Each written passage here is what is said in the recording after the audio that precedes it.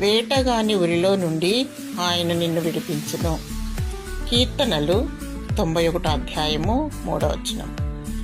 మానవుని పతనము చేయనవి 3: స్త్రీ, సిరి, అహం.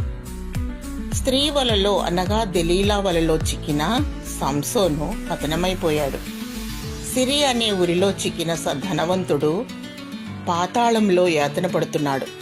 హేరోదు అహంకారముతో విర్రవీగి పురుగులు పడి చనిపోయాడు. దురాశ పాపమును కనును, పాపము పరిపక్వమగును. పాపము వలన వచ్చు జీతము మరణము. అయితే దేవుని కృపావరము మన ప్రభువైన యేసు క్రీస్తునందు నిత్య జీవం.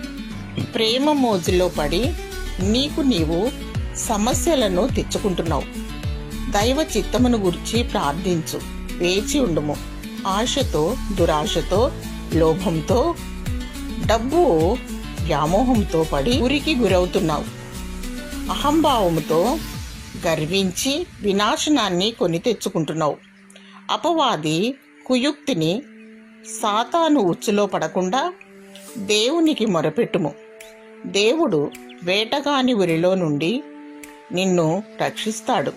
నాశనకరమైన తెగులు రాకుండా నిన్ను కాపాడుతాడు.